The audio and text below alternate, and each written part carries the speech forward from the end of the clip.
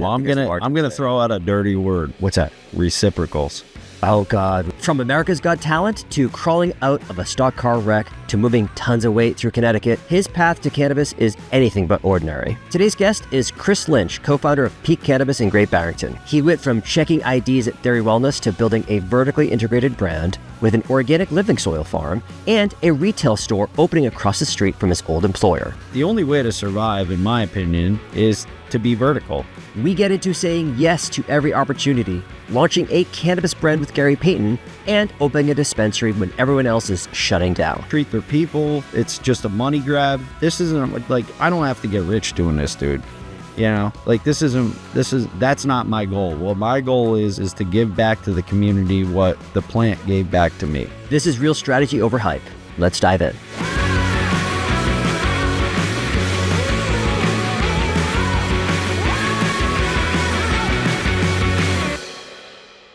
Chew, wait, hope.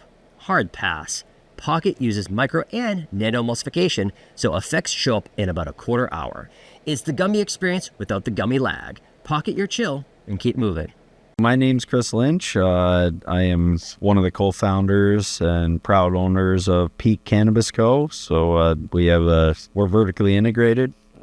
Have a retail store coming online out in Great Barrington at the end of the month, probably closer to November, and then I'm part owner in a farm and manufacturing facility out in Sandusfield where we organic living soils, do all of our greenhouses, production manufacturing. So that's vertical in this industry. Yes, sir. So my first question is, since your commence is going to happen, you said probably November. Yep.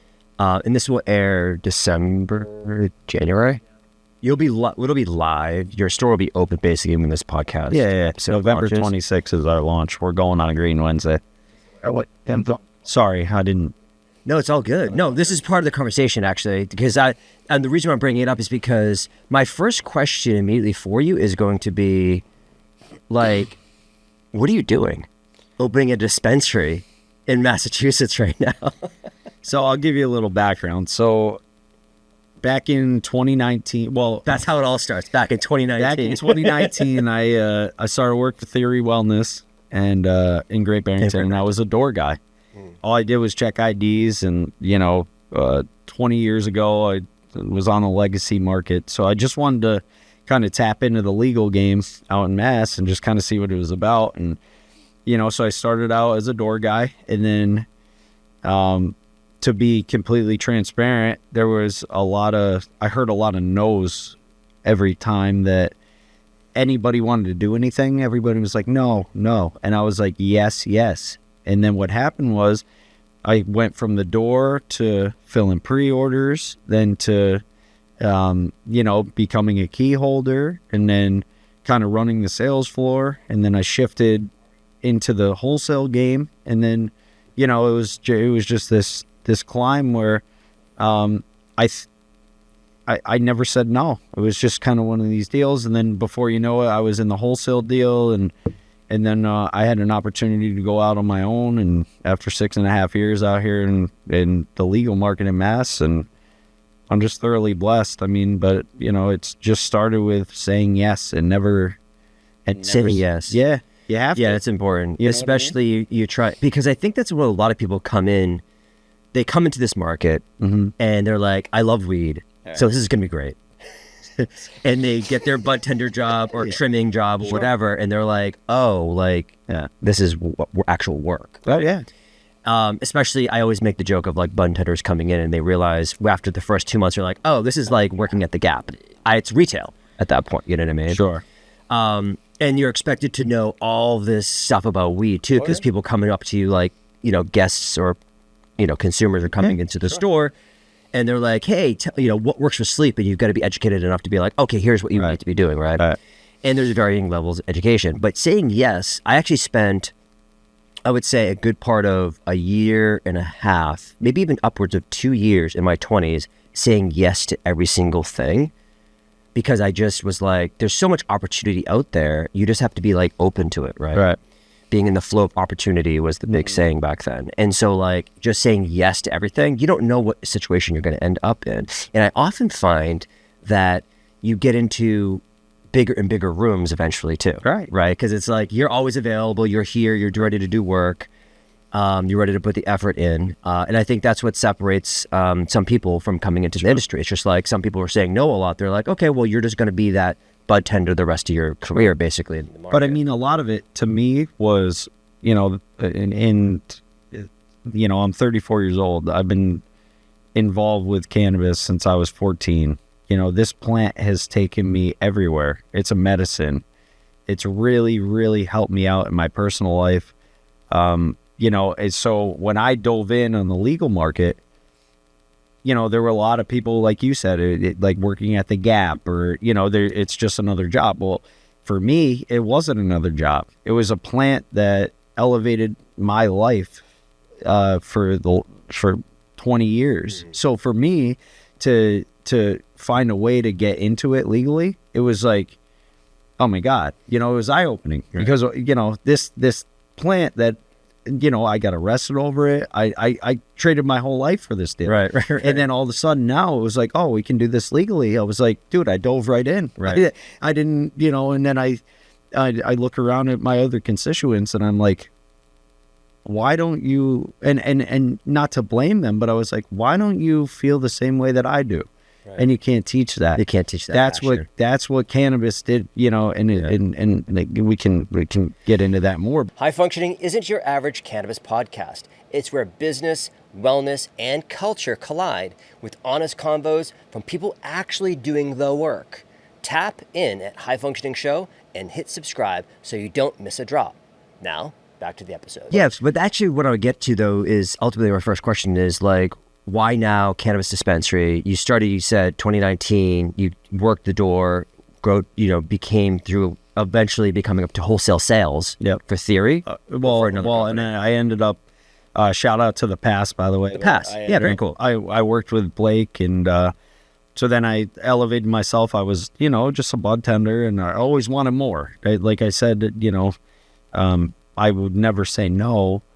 And I wanted to always be in wholesale. And then as time went on, I went to wholesale and a couple people from my crew left. So I ended up inheriting like the entire state for them. And it was like a fever dream for me. I just loved it. You know what I mean? And then, so why now? I mean, what I would say is there's no, and this might sound crazy, but there's no better time to buy back into the mass market than there is now. And the reason that I say that is you're looking at a lot of MSOs that are leaving the state. We're finally going to get the culture back.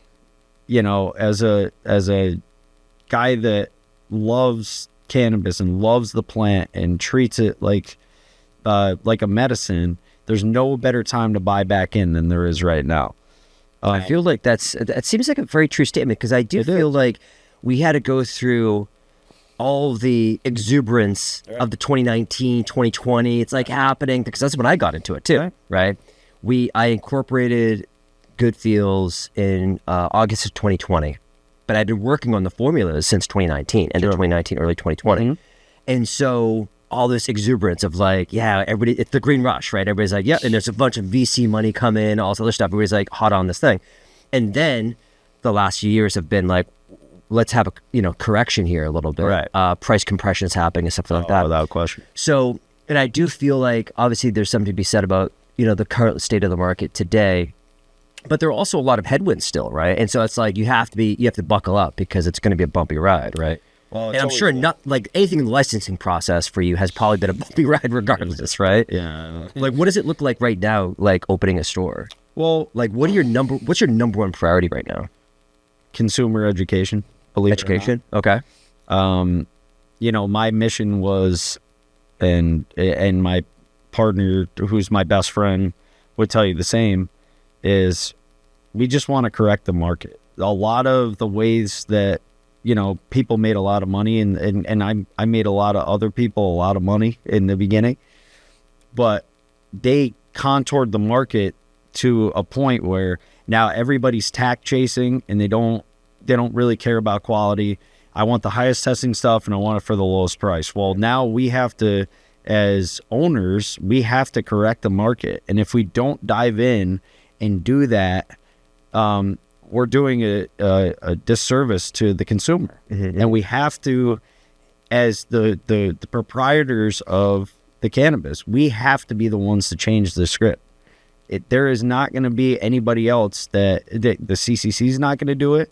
We're not going to, if as an owner, we have to be responsible for consumer education, what you're putting in your body. It's a plant.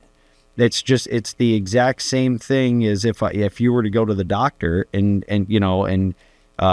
they prescribe you a medicine. Well, you want to know what the hell you're doing, right. So why are we, subjective to this, testing and all this other horseshit? Sorry. It's time to get it back into what cannabis it really is and do it the right way. And that's what it's all about. So for example, our farm, organic living soil, all of our inputs are organic, that's what it's all about. And I will go broke trying to change the script on the way that this mass market rolled out. And that's kind of my mission. And you know what? If I go broke, I don't care. You might. Education is expensive. Trust me. But yeah, because what I'm getting at is like, all right, I see what you're saying now. Education is very expensive to do, right? Because it's like convincing the person one-on-one constantly, right? Now there's social media where you can do like mass kind of education. But I do feel like you're right. Nobody's coming to save us. No, it's up to us to fix that problem. And I think we've done a great job at training people already on how to get the cheapest weed with the you know what I mean, like with the most THC. Well, I wouldn't say you, but the point being that like I think we've trained the consumers that way, and to undo all of that, to get them to be like, actually, the quality. But still, I would not say we. You are not in that conversation. You know what I'm saying? Sure. No, but I'm more really the plural like of the industry. But like really, that's just the way the consumer went though. At the end of the day, sir. Yeah, yeah. So the consumer is just like, oh, okay, so an ounce was 140, or no, it's like 300 or whatever, and then down and down and down and down. And now it's like $40 for an ounce. It's some crazy deal. Yeah. And you're just like, what happened? Where did we go wrong? Right. Now, it may not be the highest testing flower, like maybe like 17, 18%, but I wouldn't mind a 17, 18%. I love it. But like, I do find like we've done such a good job. Again, the industry has done a good job at like training the customer to always look for that cheapest bud. That now to undo all of that, now a question for you. Now a question for you. You said did a good job. Do you believe in that? Do I believe in the consumer? You said that the industry has done a good job on training the customer. Do you believe in that, or? Well, because I believe in it in the sense of people are always trying to undercut each other. Sure. And so they're always just trying to drive the price lower because they need that sale. And with the economics of how the industry works, where it's getting more cutthroat because, and the way I said it on the last pod specifically, or one of the last pods, was we're really like trading customers now. We're not, the net new customers, there are some. There's people who are always turning 21. Right. There's people who are trying, weed for the first time. There are these people out there that are coming into the market, but for the most part, one store is trading for another store's, and so it's like, how do you get them in? Discount. Right. It's like, it's such an easy lever, and if you abuse that lever, you train the consumer in being like, oh, that's to be expected. Well, there's always going to be a discount. I agree. So from that perspective is why I'm like, we did a good job at it, because it's like, that's just the way that we ended up doing it, because everybody's got to get that next sale. Right. Because everybody's like, how do I get that next sale? How do I get that next sale? You got to keep the lights on. And then, exactly, you got to keep the lights on. You don't want to go broke. And then you look at your neighbor's, the dispensary down the street from you. You're like, what are they doing today? And this guy. So what's that stickiness? Is it loyalty programs, things like that? So no, we can get into like your specific tactics if you want to right now. But whatever. That's why I feel like I started the conversation with just like, why now?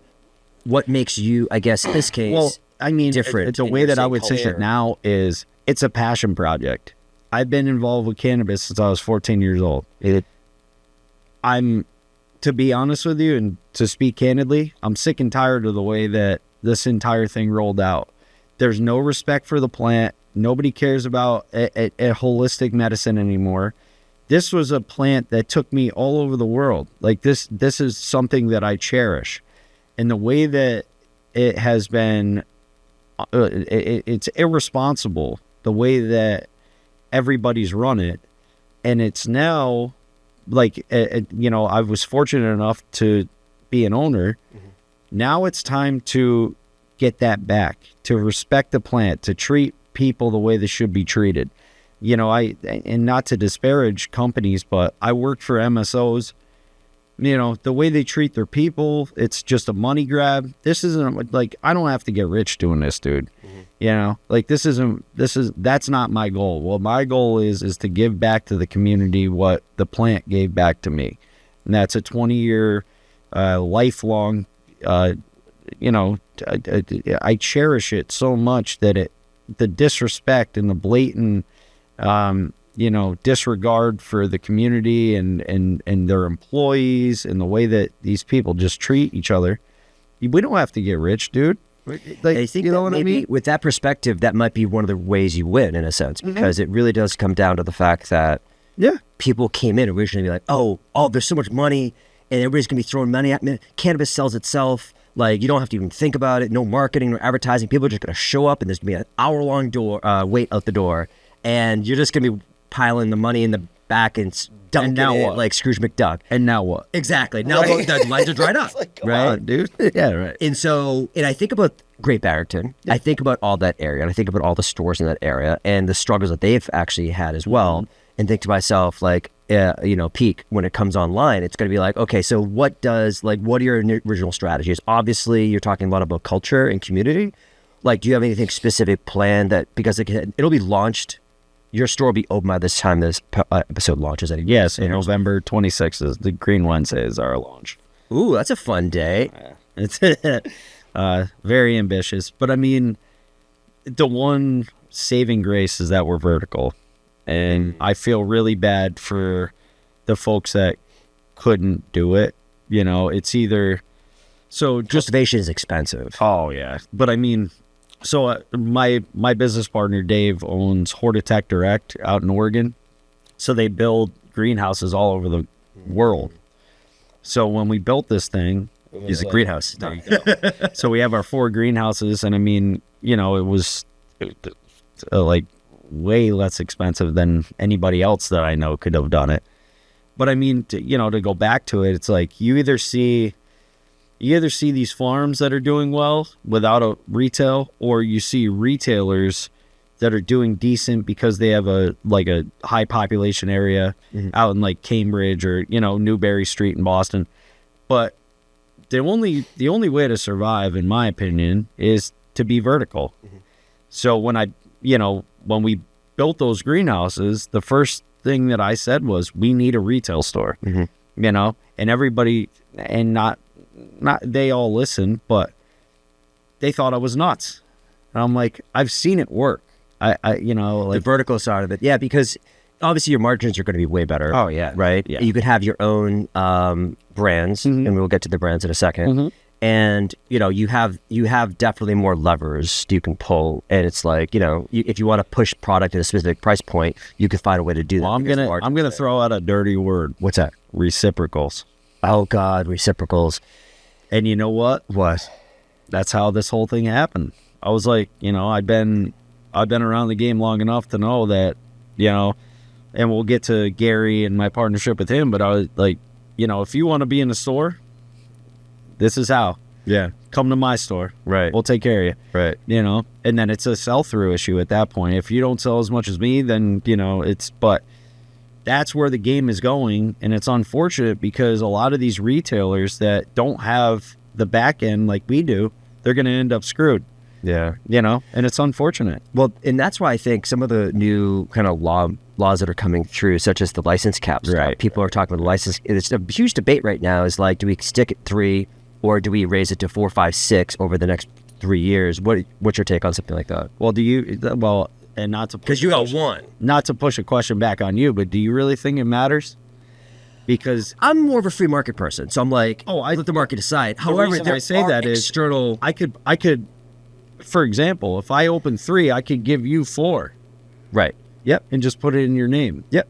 So, well, you know. So does it actually matter from that perspective? Not really, because yes, there are people who are already above 3 in that sense. Way above.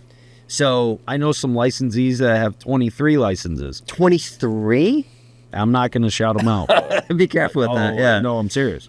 23, they have some control over 23. Is it because they're playing under the 10% rule, or are they doing like shell games? Oh, no. They're basically, if I was to go out and open another store and I gave 2 to Lindsay and I gave 3 to you, and I filed for an LLC under your name, has nothing to do with me. Right. I don't even have to have vested control as far as the CCC is concerned. So people are just like adding these licenses. Oh, shit, yeah. I mean, so how does the funding game, is that it owning 23 licenses in that specific case, which seems very extreme to me, is that because the person does have capital and like they're basically a big investor into the market? Plenty. How are you guys funded? So I was fortunate enough when, I got into this, my business partner, Dave, and then his godfather's brother, Bill, who's actually, God bless him, he's 80 years old. Guy's fit as a fiddle. He's one of my best friends now. And so, you know what? To be honest with you, they weren't really, well, Dave, I shouldn't say about Dave, but they weren't really prepared for what they were trying to embark on. When did that whole process start? So they started trying to open a grow in Great Barrington in 2019. Right. The town shut them down and just, made a mockery of them for no reason. And then they bought property in Sandusfield, but it took them almost 4 years to develop it and get it all together. And, the bureaucracy is just, I don't even really want to disparage townships right now, but I mean, it's like, what is going on? So yeah, they've been after it for like over almost 4 or 5 years. Yeah. And then finally, what was it? 2 days ago, we just got our, commence ops for cultivation. Nice. It took us over 2 years to get there. Right. When everything was great. I mean, every time you turn around, there's some, like rare bird that flies over and you gotta, like, it's just the crazy. Put a nest in your field. Yeah. Like, I can't touch that. You wouldn't field believe now. some of the stuff. And then, and then we finally got our, commence ops for the retail. That took a year and a half. Mm-hmm. So I mean, and the commence op side for the retail specifically, you said you're not going to. Your grand opening is going to be Green Wednesday. I hope so. And what's the hold up now? Because you've got the commence. Commence usually is like everybody's like, all right, let's go open the door today. Well, I want to make it perfect, So when I hire people after all of the years that I've spent out here, you're only as good as your team. So the hold up right now is hiring. No, it's like getting the right. I've got everything. I could open tomorrow. Right. But I want to make it perfect. Okay. When you're opening a store, well, actually, I'm opening across from Theory Wellness. Oh, it's across from Theory? The store. That's going to be a very interesting one. But it's got to be perfect. It's got to be perfect. I'm a freak when it comes to that. So I got the best staff. I got the best infrastructure. And I just want it to be perfect. I'll wait an entire month. I waited almost 2 years for this. Right. So what's another month? Right. But if it's going to be perfect, bang. And especially lofty aspirations on Green Wednesday. Could you imagine if everything just shit the bed? I mean, I think most people will expect Dutchie to go down. Right. That's standard. That's like standard. Shout out to Dutchie. That's my point of sale system. Awesome. Yeah. Shout out to Dutchie and the tech team over there keeping the site going, keeping the POSs up. Yeah. I hope so. Thank you. So, but I mean, that's just, I think last year actually was a smoother year. I don't remember exactly, but I don't remember that much of a stink about it. So I think last year was not that bad. Well, I mean, but the year before was like, shout out to Dutchie, but every year on 420, in 6 years I've been involved with this industry, it's crashed every and the 420, yeah, 420 is every year. 420 is still probably the biggest day. Yeah. And again, trading people on discounts, but yes, right. And I know discounts aren't really allowed, but like however you can't advertise. You can't advertise them, but everybody gets away with it. It's kind of insane. And then you got one inspector who's just like, hey, you can't be doing that. And then a different inspector who's just like, oh, it's fine. And it's just like, well, is it fine or is it not fine or whatever? Well, and then another dispensary complains to another dispensary, or like they tattle. Someone actually just ratted us out on something. And I was like, and we never throw shade on any of our competitors. And we actually have a good relationship with our competitors. I've had calls with all of them, except for one who I don't think he likes me very much, but that's beside the point. But I don't like, I'll lead with positivity. Like I'm not here to like kill people. I'm literally here to be like, hey, I need competition because we got to grow the category together. And that's how you grow categories is through competition. So I'm all for competition. But somebody, and it said a constituent, complained about one of our Facebook posts or something like that. And so we got an NOD the other day and we're just like, what? I know. I don't. Oh, come on. But that's dude. why it's like it's certain No. investigate. Well, and they have to do the. You know, the CCC will. They have to do their job, so they had to. So if somebody complained, they have to. Do something about it, which I totally get. But I think about advertising all the time and being like, all right, this dispensary gets away with all these things, and this dispensary gets away with all these things, and you're being like, I can't do it because my investigator always comes through and he shuts everything down on us. Yeah. And it's super frustrating from an operator's perspective because depending on your investigator. Oh, yeah. You don't like. Oh, well, where's that line in the sand for that person? Without question. So when I worked at Theory, when Dutchy started to advertise discounts on the menu, Theory was the only one in town. Everybody else was doing it. Theory was the only one in town that got an NOD order. Every single dispensary was doing the exact same thing, but it was that one guy that had a stick up, as you know what, and. He just had a problem with it. All of a sudden, Theory gets an NOD, but nobody else in town did. Right. They were doing the exact same thing. Right. It's like, Yeah, at the equal enforcement stuff, I know Executive Director Travis Ahern is working on, with the Director of Investigations to be able to make it uniform, but there's still going to be these pockets. Perfection is hard, whether you're opening the store, making it perfect, or you're trying to do equal enforcement. Well, it's hard. In life. Yeah, nothing's perfect. Nothing. But just... continuity would be great. Yeah, that'd be a good way to, because then you know how to run a business, right? And it's black and white at that point. It's not like this really gray area that we always kind of live in here. Right.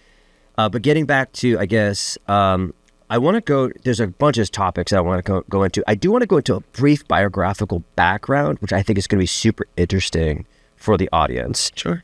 So you said you started when you were 14 or so. Take me through that. So you were in high school, like a freshman. Yeah. So green, all green about it. I'll be honest with you. I sold a lot of black market legacy cannabis. I grew up in a town called Kent, Connecticut, very small town. Went to a school called Housatonic Valley Regional. So 6 towns made up this one high school, and at the time, my parents, were separated. So my mom lived in a town called Danbury, which was 60 miles from my high school. So what I would do is I would go down and stay with them. And then it was more of a urbanized area. So I met a lot of heavy hitters down there. And then they started putting me on with trap packs and different things. So I started moving a lot of weed up and down Route 7. I'd drive all the way to high school and move a lot of pillows. And then were you like the main person at high school kind of thing? I wouldn't say the main. Well, Dave and my business partner and I were pretty. Yeah, we did. Yeah, but we would. I would run up and down Route 7. I'd sleep in my car. And that was what was the main attraction? Like, why'd you do it? Money. At that point. You were just like, it was so money lucrative. Was so good. It was so lucrative. I'd like, now that I went legal and pounds are like 600, I'm like, dude, I could make money in this. Happened, dude. Like, I asked that because you can't even believe it. Every time I have a legacy person on, a person who operated back in the day, I always like, has your income matched those days yet? Everybody's like, no, not even close. Shit, no. So what was the big first, like when you got your first big bag, like what did you spend your money on? What was the big thing you were spending money on back then? Well, Pokemon cards? Back then, I was underage, so now I would have loved to have gone to the bar or, the strip club, whatever. Yeah. I don't even do any of that. But back then, I was throwing money around like an idiot. I like shoes. I had a lot of Jordans, like a lot of new clothes. Like I always new clothes. I always had a nice car. Like I don't know. It was just And now I wish I just tucked it away under the mattress. Everybody I think does, right? You don't know. You know? I spent so much money on stereo equipment when I was younger. And I love to play music, so a lot of like guitars and good, equipment, but I never really settled down. I was always on the road, and I never, I don't know, I was just throwing money around. Like, for example, I was telling somebody the other day, I was like, I never did laundry. I would just buy new stuff. And I would throw away the old stuff. Right. Because, like, think about it. Like, I was doing a lot of work down in... So wasteful. Work. I know. Yeah. Now thinking back, I know. At least but yeah, who need it? I know. You're a teenager. You're like, whatever. Yeah. But, like, I did a lot of work in New York City. That was a different time. Yeah. But a friend of the pod actually had really strong connections, mostly on the gambling side, though. Yeah. But getting back to your story, so you were in music from a very early age, kind of thing, or is that like because you said you were on the road all the time? Like, when did you ever get? Well, I was on the road, meaning selling weed everywhere. That's what I'm saying. But like, that's your hustling. You're grinding every day. You're going out there moving weight. Like, where do you find the time to like pick up music and stuff like that? Because you're a musician. Yes, sir. So I don't know. It was weird. Like, my mom was instrumental in this, and not, pardon the pun. I was gonna say that's a good pun. I like that. Pardon the pun. But yeah. So when I was 11 years old, she bought me my first ever guitar, and I was always interested in music. There was nobody in my family, and I'm an only child. There's no one in my family that plays music, anything. So everything that I learned was by ear. I'd never taken a lesson. I never did anything. I saw you shredding on Facebook the other day. Man. Yeah, I was insane. I was like, I didn't know Chris could shred like that. Yeah, so I just, dude, I don't know. It was like, when you're like, it's a God gift, like it's a gift from God. Right. I don't even know how to explain it. It was just, I focused on it since I was 11 years old. And did it take you anywhere? Did you end up going anywhere? Well, music?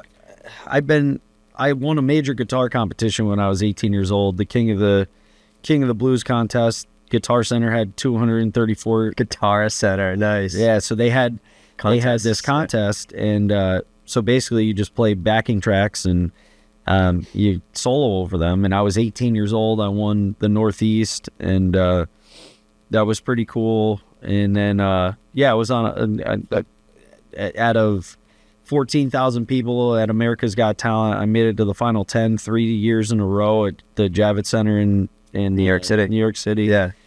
And then, I just... So wait again, America's Got Talent? Is that what it is? Yeah. I don't watch any of those shows, so I'm sorry I missed you. No. But like, okay. What is that experience like? Are you like, so did they find you through Guitar Center thing? Or were you, it was auditions? No. I stood, I'll tell you exactly what it was like. I stood in line for 18 hours with my parents. How old were you? Freezing cold. The first year I went, I was 16. And my parents stood there with me, and then we met, and you have to go through 4 or 5 different stagings. You pass this one, then you pass this one, then you pass this one, and then before you know it, you're sitting there with like a room filled with like 10 people. And the problem with, not a problem, but America's Got Talent is you might be sitting next to the best magician you've ever seen. Okay. You might be sitting next to somebody that can do something that you've never seen. Well, this is an American Idol, so now I got to play guitar better than anybody that can also do magic or whatever. Right, So because it's about talent in general, it's not just like music. So I mean, it was tough. Like to go back to what you asked, like it was heartbreaking because you get so close to something that means so much to you, and then they rip the rug right out from under you, and it's fine. It's not their fault. It's just it's a talent competition. Not a music competition. Right, exactly. You know what I mean? You might have been the best musician in that room. Right. But I can't stand up still throwing, juggling on still town. Yeah, right. So wild. Yeah, because I don't really know those shows that well, and my people make fun of me all the time because I don't know. Like they make these references to these shows, and I'm like, I am just blank face. I'm like, I honestly, I never even watched one. I was like, this is. Did you? You never went back and watched? Because you were like, I did it. I'm moving on. Yeah. Well, you did 3 years in a row. Did you have to stand in the line the second year, or did they just give you a pass? Oh yeah, no, I did.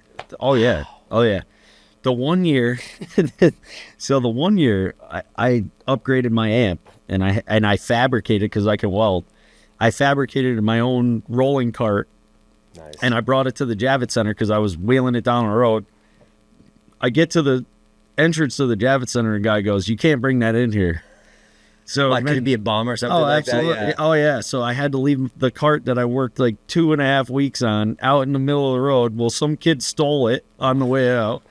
So now I'm carrying this giant amp around. And that year I had to wait 16 hours in line. Got to the final 15. And then they said no. It's just... Who do you remember anybody who beat you specifically that you were like... Well, that you should have either beat or there is one memory that I'll never forget. There is a guy, and I like to play cards, and I've always played poker. Well, this magician had a deck, and it had it in his hand, and he would just sit there and skim cards off it, and they would spin around, and they would land in the deck.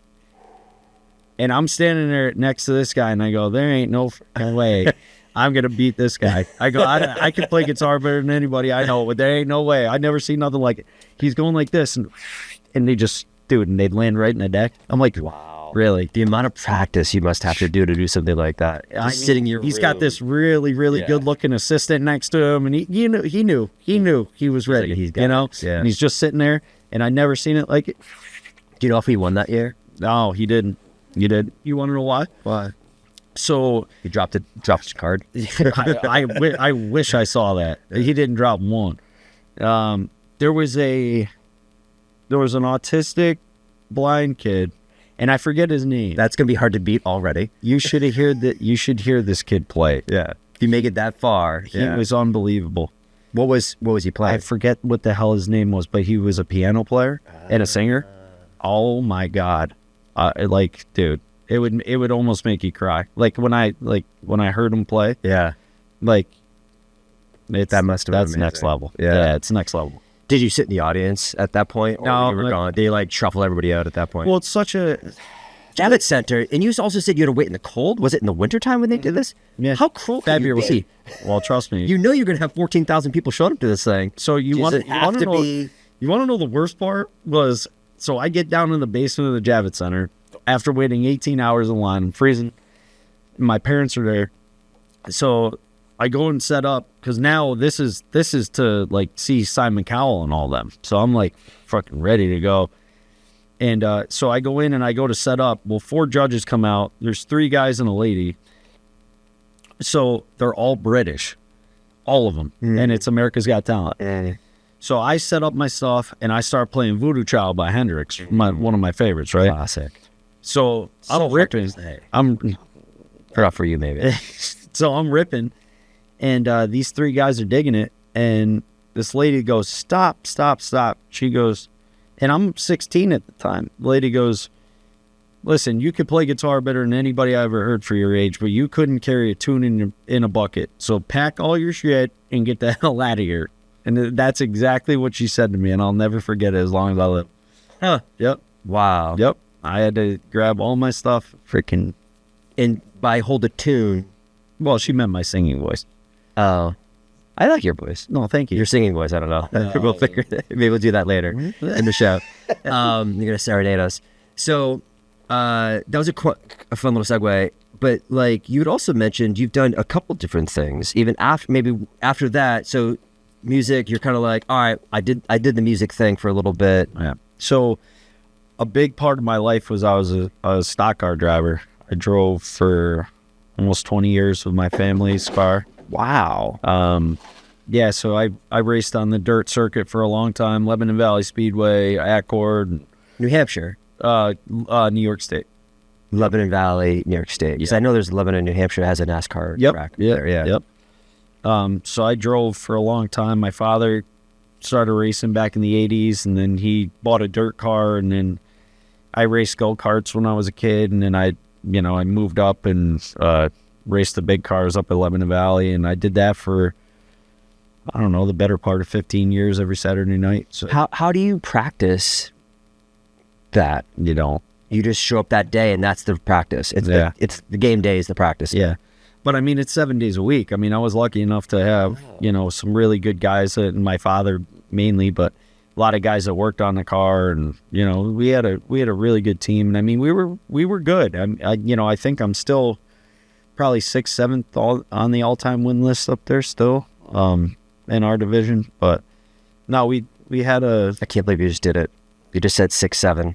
I don't know. Yeah. Oh, Jesus. No. You got us in. I don't know. My kids are going to be like, really, Dad? Right. You're either 6th, 7th in what? In I didn't mean it. I don't even know what that is. Yeah, nobody I does see this in our thing, I'm age, like, but like, Sure. it's going to have a field day at that one. No, so that took up a long, big part of my life. So 7 days a week, you're sitting there on tracks, just like. Well, 7 days a week, meaning that the preparation is really like, so you're in the garage a lot, and What are you doing in the garage? Just fixing it? Oh yeah. there's a lot going on. And I mean, honestly,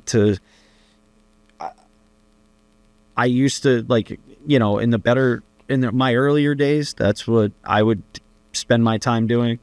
But I was very fortunate because I didn't have a lot of time to spend while I was pursuing this dream. Then my crew took care of a lot of it, and I would jump in on Saturdays and just let it rip. And they were instrumental in my career. It wasn't, but earlier on, I was turning a lot of wrenches, and we had to do what we had to do. But So at what point do you start having your own crew do all that for you? You had to be winning at some point. Well, I mean, they believed in me. I mean, I was very good, but we had a lot of like unfortunate events. I mean, we just had a lot of bad luck, and racing's a lot of skill and a lot of good. Well, I was going to ask you, but like on the racing side, like what makes a good racer? Do you have to be like fearless, basically? Well, yeah. If you're into cannabis, entrepreneurship, or just like hearing from people who actually build things, check out High Functioning.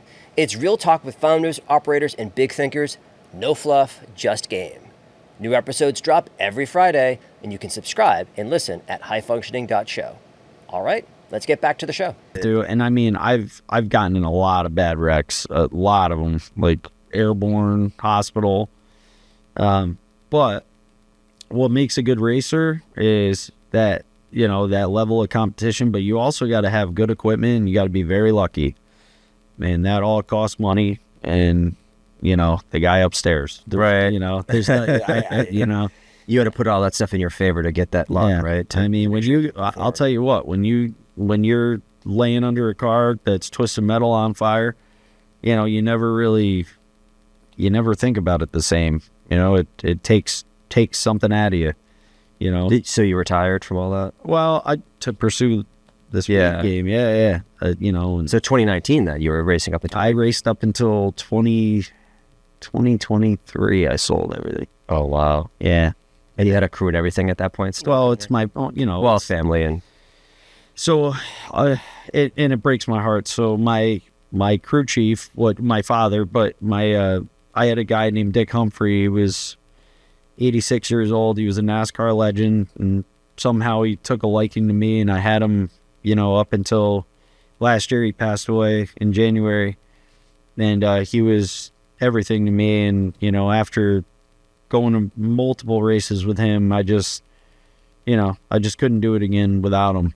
So, and that, and it breaks I'm actually getting emotional over it right now. But, he passed away in January, and, I just never saw stock cars the same. We did everything together. He really meant a lot to me. And then, when he passed away and my father retired, and I was like, you know what, screw this. I'm going to go open a weed store and a cultivation, get even crazier than we used to be. But no, that's when I put the steering wheel down, was to pursue this dream.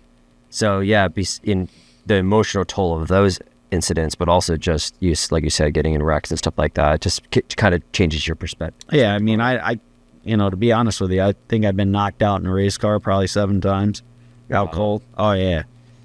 Flying through the air, freaking caught on fire, and that it changes a man. There's no question. I mean, So what makes a driver have longevity? Just luck, by not getting too many of those incidences up front? Because you said you ran into just a lot of bad luck. Well, and I think, racing will always be in my blood. It's how I grew up. But I mean, to longevity really is the persistence to not give up.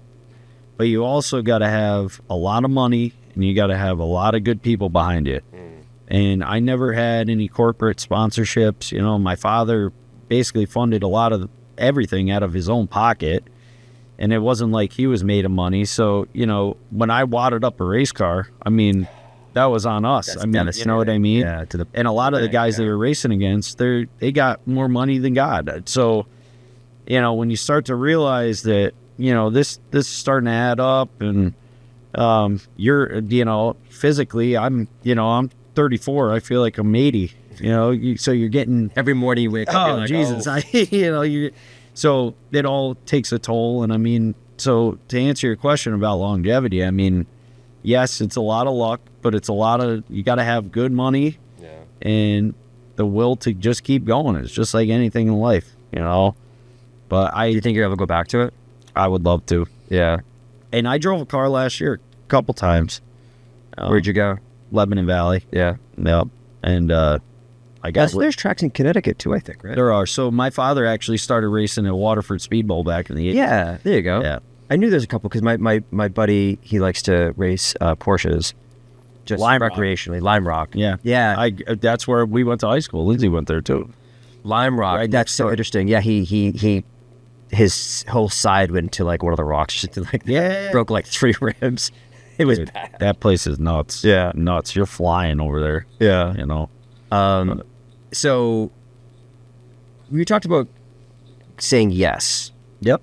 And I think to myself, every time I hear people say that stuff, I get excited because I think to myself, all the time I spent saying yes and the opportunities that it led to and the rooms you got into, like tell me, I guess, a little bit about like your relationship with like maybe Gary and like how did that even come about? Like, what room do you have to be in to be like, hey, Gary Payton, let's chat. Like, Well, let's do some weed together. Like, how does it even work? So you're gonna I don't laugh. even know, dude. This is the it's funny. So we were out at BizCon, me and my partner, and we're walking around the convention center, and I'm a sports fanatic, like a freak, and I see Gary Payton sitting there doing like a conference. Mm-hmm.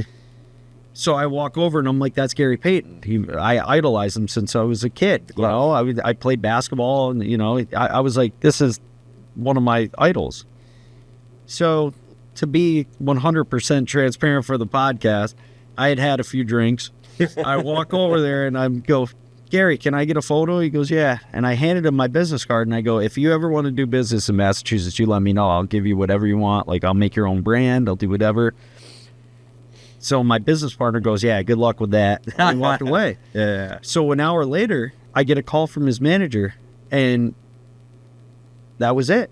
Wow, that's wild. So That's the whole point. It's like you're going out there and you're shaking the hands. You gotta say and yes. You gotta say yes. gotta say yes. Because if you don't, you'll regret it. Guess what? I know, you know, I would have missed my shot. Right, But you got to exactly. try. Yeah, absolutely. You know? absolutely. So, yeah, and then Gary and his crew have been what year was that? nice to me. That was last year. Oh wow! Just like so, Yeah. just all kind of came through like Yep. that. Within a year, Wild. we developed this, I developed this entire brand, and then, you know, Gary's been a great partner, and like, you know, every time he's around, like I went to the Big 3 tournament in July, I think, Nice. just chilling with him and all these NBA, Vernon Maxwell and Sean Kemp has been, John Kemp. Sean Kemp Right. and I are really close now. So then he had me out in California, I think it was in August, to play in his charity golf tournament, and I'm having dinner with Danny Glover, and I'm sitting there with like, dude, and I'm like, That's insane. I'm looking around and I go, what did I do to get here? You know, Exactly. and it's just, it's been incredible. It's just, Yeah. you know, it's a wild ride. Well, it's I look back and just going through some of the stuff you shared with us already. It's so interesting to hear. You know, it's almost like some of that's not predestined, but it seems like not everybody can say that they were a stock car driver. Not everybody can say that they were on America's Got Talent. Not everybody can say they've been in rooms with like Danny Glover and like Gary Payton and stuff like that, or even Sean Kemp and becoming friends. So like, what do you attribute that to? Is it the yes mentality?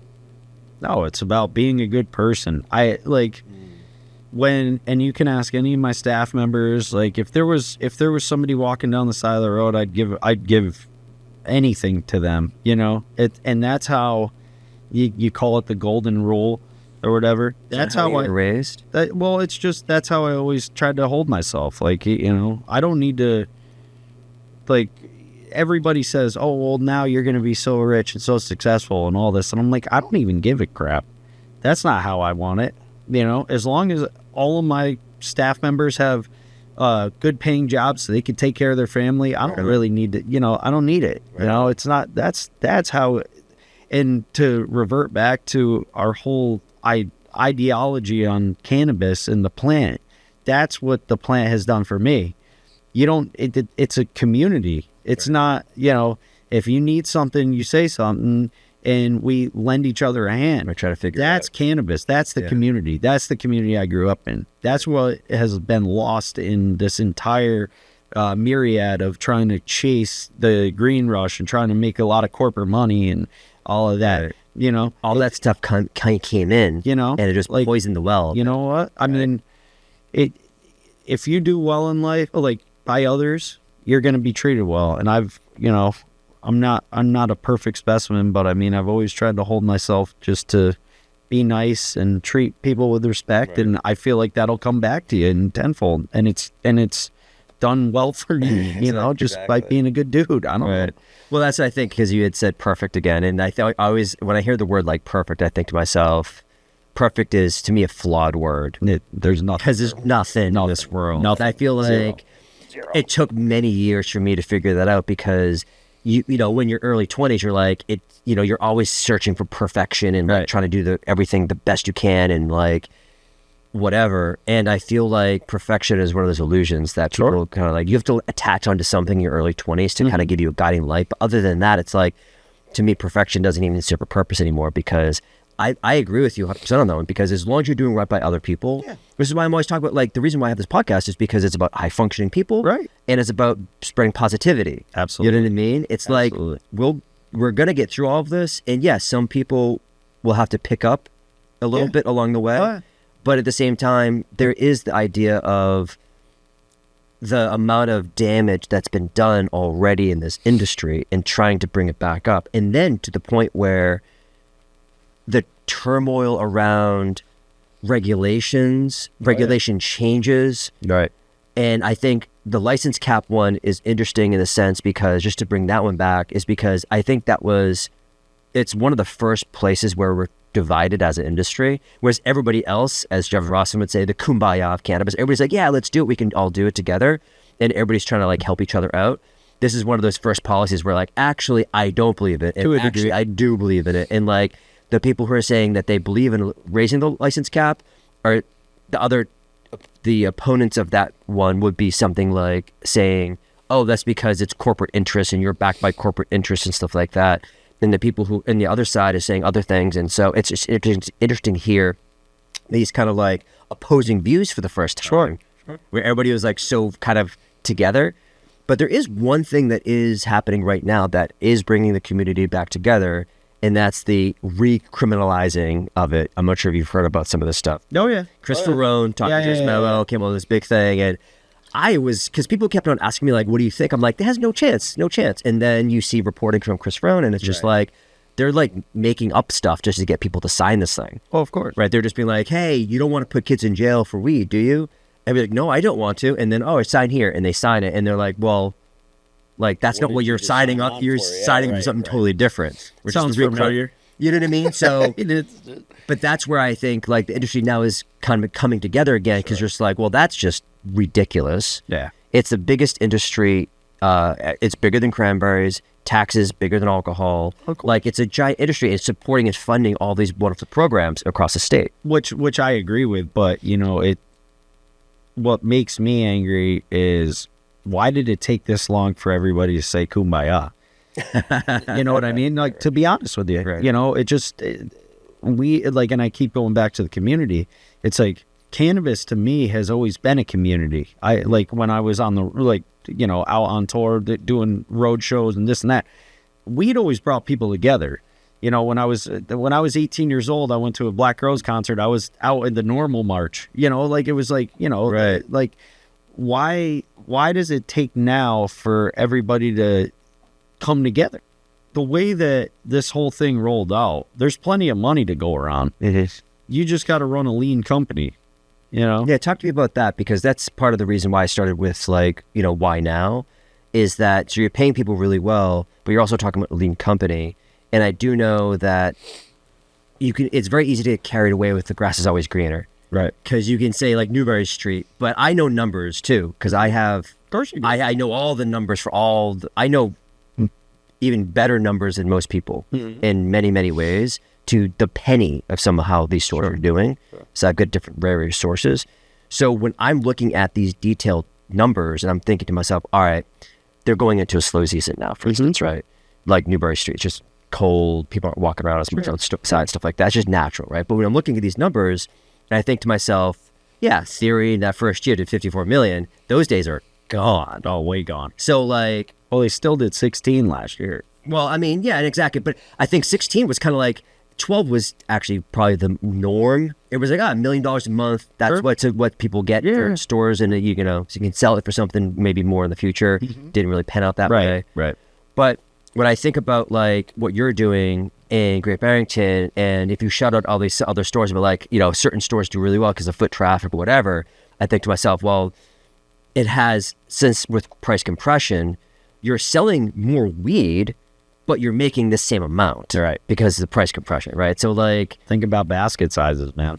basket sizes, right? So like the numbers that you're looking at right now, like, but before we go into the actual numbers, actually, I want to go back to the lean comment. Like, what are you doing to be lean? Like, obviously you're hiring A-type people who are just like going to crush it for you. Like, what other things do you do for like leanness? Well, I work 90 hours a week. I mean, I do. You take it on the shoulders. I take you just it. carry it. Like anything that I can do to alleviate the pain of my employees is what I do. And you know what? That's to me, that is a person that I would want to work for. You know, like I do. Just for example, like, and we'll get into the brands. I make the pen. I actually make our carts. I make our disposables. I design the packaging. I package them. I deliver them. I do all the invoicing. I do everything on Apex. I do all of the all the wholesale stuff. Plus, I'm like anything that has to do with the retail store. I opened an entire retail store pretty much on my own. Anything that has to do with cultivation, you know, I've got Connor, and shout out to the boys and girls up there. But you know, like just anything. And it's like, well, I look at some of these inflated companies that I used to work for, and I'm like, you know, why do you need 3 accountants? Yeah, I do all that. Why do you need, right. you know, 2 people to order all the hardware? I do all that. Right. It's like, so. Well, you have to have that bias for action. It's one of the things we enforce here. It's just that, like, we always instill upon our team, like, just make the decision. Right. Just do it. You don't have to wait like 3 more meetings and then like a month later and then a phone call and let's talk to the accounting team. Let's talk to finance. Let's talk to production. Yep. And it's like 3 months later, you're like, okay, we found the vape hardware. Right. You're like, no. Just call it up and get it. 3 weeks to get here. Yeah. Get a sample. Right. Good. All right. That's the one. Right. You know what I mean? Like, so it's always that bias for action. You got to just make the decision and move on. Right. And then, you know, there's the downside to it too, where mistakes. if you make the wrong call, you're the guy that has to own up to it. And I've done plenty of that, but no, it's just, you know, that's how you run. Like when I say lean, you know, you got to be able to, you know, pick yourself up by the bootstraps and go to work, dig in. And, you know, there's a lot of, like, I'm still learning every day. You know, it's like as everybody should, but it's, you know, it's crazy. I mean, you know, trying to accomplish what we've done in the last year is with a very, very small crew is just insane. And I'm so proud of it that, you know, that's like awesome cultivation, product manufacturing license, and a retail store all in a year. Yeah. It's like, dude, what? Yeah. You know, so I love it. So when it comes to brands, because I do want to, now we're going to dive into brands real quick. All right. Do celebrity brands like need to exist? And do you know of any successful celebrity brand? Because you're getting a lot of heat. Who, me? No, not you specifically, but like celebrity brands in general. It was like, oh, XYZ person had a celebrity brand, and now they're gone. And then you hear some other stories about like how this one's doing well. And the grass is always greener. You don't know how well these guys are doing because that hash company, you're like, oh, these make great hash. Had a great conversation with the founder, and they're barely scraping by. Well, so what I would say is there's two sides to the coin, right? So look at Breathe Free and look at Doja. That is a very successful partnership. Doja is one of the, he's worldwide when it comes to quality and, so when Step that back for me real quick. Yeah. Doja Pack with Breathe Free and Be Easy, like. See, I don't even know the celebrities though. That's a celebrity? Well, he's one of the most well-known genetics providers and growers in the world. Oh, that's okay. So Breathe Free with Buffalo. I know Breathe Free. Out. Yeah, but I see Breathe Free because I see Nate like pushing it all the time. Yeah. You worked at Theory at all, or I'm sorry. I knew Nate back in the day. So, but I see him with Breathe Free and so I know about Breathe Free. However, I'm talking about like NBA. You'll see where NFL I'm going celebrities. with this, right? Go ahead. So that partnership is extremely successful because you're providing a quality product. When I picked up Gary, the first thing that I said to him was, I am going to give you my all. So what we did was we made a commitment. We bought out the entire genetic library of any Gary Payton stuff left on the East Coast. I just grew the last 2 Gary Payton strains. He personally named them 020 and Gloveworks, and we launched them this year. So nobody else in the country has these genetics. We blew out an entire greenhouse dedicated to Gary Payton. That's our commitment. All in, yeah. All organic, all living soil. That's our commitment. When you white label, like I could have just slapped Gary's name on this stuff, but I have more respect for him than that. Right. When people are just out there trying to, use a name for leverage, that's not what we're doing. Yeah. So it's basically your inputs or your outputs. If you're not doing right by that guy, then why would I assume that he's going to do the same for me? Right. So, I mean, I didn't sign Gary I didn't form a partnership with Gary Payton just to say, hey, I know Gary Payton. Right. I did it because I idolize him as a kid, and he has an incredible heart, and he's a really, really good dude. And, after having him out to Nikan and like going out to California to see him and everything, I would bend over backwards for that guy. It's different, as far as people just taking a celebrity and slapping their name on the box like that, that pisses me off. It's not necessarily, that was my mission, What are you doing? Any like activations, like store visits, stuff like that? Like so Gary will be out here, I think in December. We're going to have him down in the store. Obviously with our launch, it's close to Thanksgiving. I wasn't going to separate him from his family or whatever. Right. You know what I mean? So he'll probably be out in December. The other guys that I'm in talks with are Vernon Maxwell and Sean Kemp. They'll probably come out too. And Gary's family now, so whatever he wants. How do you take? So now you've got like kind of built the model with Gary a bit, and so you're talking to Vernon Maxwell and Sean Kemp. Like, how are you going to distinguish these individual kind of brands? Like, well, honestly, with the whole Gary thing, it was pretty much. Yeah, take me through this. So what is this called? So Confidential is my pen brand. Those are 2 signed Gary Payton boxes. So you guys are appreciate that. Yeah. Super excited to get that. Yeah. So Confidential is the brand. So Gary Payton has specific genetics, though. Well, so on the other side, he gets a cut on those specific genetics. Yeah. So these are just dispos. These are 1 gram disposables, and this is the cart hardware. You can sit back so you're on the mic. Sorry, buddy. Talk about it. So, so I designed this in, this brand. And can I see that? Honest to God, I didn't really have Gary in mind. I did this just to keep the lights on while we were trying to get up. And I like this hardware. Thank you. Yeah, it's got that nice finish. No, it's really, really good stuff. And I mean, I make them myself. It's you got the little, what is it, Effendorf or something like that? Like fill in these things? No, you wouldn't believe it. I bought off Amazon. I bought a $280 gun. And I sit there and I spray them myself, and then I put them in packaging, and Wow. yeah, You gotta do it do all it. on my own. That's awesome. Well, with help from a couple of my employees, but yeah, no. And then I designed the packaging myself, and Looks clean. thank you. Yeah. So but So how do you bring on like a Vernon Maxwell and just from knowing Gary. But I mean, like, what's your activation plan? Like, how do you integrate them into the brand portfolio? Well, you know what? Like I said, everybody eats. So like, the Confidential brand was kind of a celebrity tier, and then we kind of fit them all under this umbrella of celebrities. I mean, I'm not really. I don't know. But is Vernon Maxwell going out to the field, be like, that's the plant? Like, I want these genetics, kind of thing. Well, Vern's coming out at the end of the year.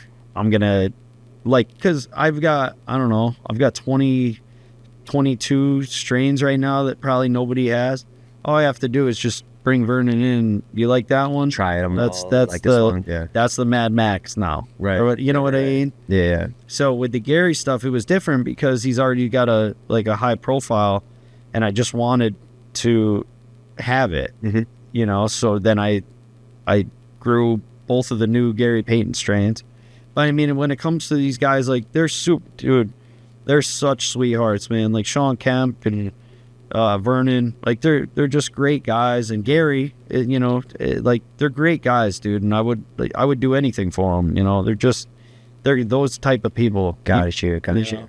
Yeah, because I think about, again, going back to celebrity brand stuff, it's very easy to come and go so quick. Sure. Because it's just like, hey, we launched this beautiful thing. They do like a couple pop-ups, and then you don't hear about it ever again, kind of thing. Quality obviously has to drive that. So I guess continuing those kind of partnerships and relationships through into the future is going to be obviously important to keep that confidential kind of brand elevated.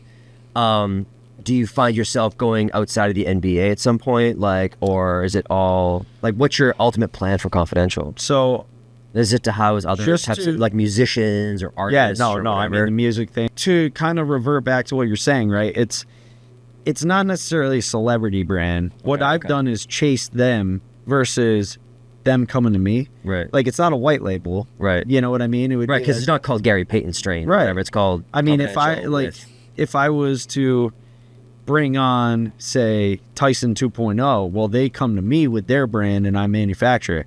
Well, what I've done is I made my own brand, and now I'm chasing these guys. Right. So it's a little bit different. Right. I come with the quality, and I come with the respect, and if you want to work with me, you work with me. And so what's the typical split on something like that? Well, I mean, it depends obviously on the celebrity. They've been very generous. It's just, Okay. I love numbers. 8%? 8%? On gross sales? That's their licensing fee? Oh, that's your fee. That's what they want. That's what they get. And I mean, they've been very generous to me. I mean, honest to God, like I said, this is different than if Gary was to call me and go, hey, I want to be in Massachusetts. Here's my white label fee. Oh, I was lucky enough to organically have a conversation with him. And then, How do you know what success looks like for those brands? Like, do you have a specific store count you want to be in, specific revenue number, specific sell-through velocities? Like, what do you look at when it thinks of success? Well, here's the best part of this, to be honest with you, is these guys are all set. So they don't, they don't chase me down for money. It's basically like, look, I grew up, I still do love the NBA. I'm a basketball fanatic. So it was just nice to be in this conversation with a guy that I idolized when I was a kid, Absolutely. The rest of this is kind of ancillary. It's like, cool, we're going to sell weed together. Awesome. Yeah. I'll make all the weed and you just, Yeah, here's your cut. Yeah, and take a picture with me. Whatever. Yeah, exactly. I don't, but no, they've turned into family now. Like, it's different, Like, I'm not even, they don't have a revenue. Like, obviously we want to make a lot of money, but if we don't, it's okay because, we're family now. Right. We had Gary out to NECAN last year in Boston. What a hit, and then, he had me up to the Big 3 tournament and at TD and he's just, but it's that NECAN appearance, that was in advance because that was also months, that was 8 months ago. Yeah, so that was our launch of Confidential. Okay, so Confidential is already actively in the market. Yeah, I think we're even though your cultivation. I think we're in 30 stores. All right, I was just gonna ask next. So you're in 30 I stores. think so. Yeah, pretty close. And like, how does it work with a buyer? Because you already talked with Reciprocals. It's just like, okay, you got a store, I got a store, you got products, I got products. Let's swap. Yeah.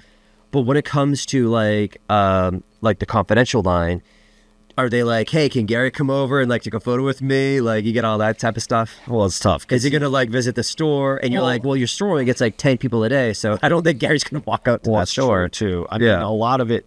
So a lot of demands that stores put on us, for instance, as a brand. Correct. They're just like, hey, can you do a pop up? And we're like, yes. Gary Payton's gonna come do a 2-hour pop up. Like, come on. And your store gets like 13 people a day, right? It's just like, no, you can't please everybody, and it's tough. But the real saving grace with this whole deal is the Basketball Hall of Fame's in Springfield, and Gary is a Hall of Famer. Yeah. So when they were just out here, weren't they? Yeah. Like LeBron, everybody was just out here. Yeah. So I mean, when it comes time, he's out every year. He's out here for the Hall of Fame ceremony, right? So it made a lot of sense for me, in a business perspective, to go, oh well, you're out of Oakland. But here's your our contract, 2 appearances, whatever. He's going to be out here regardless. Mm-hmm. So now it's, how do we activate, and Springfield, I mean, they've been good to me. There's like, I'm in Ember, I'm in, Six Bricks is a good friend of mine. Payton's been great. But I mean, he's been instrumental in the building of this brand, regardless of his activation. Just by knowing him and the fanfare that he gets everywhere he goes, it really has been the pleasure of my life knowing this dude. He's just a great, great guy. And I think, more importantly, like I hate to reiterate myself, but it's more than money. It's at this point, it's all family and it's all love, Yeah, I get it. I get it.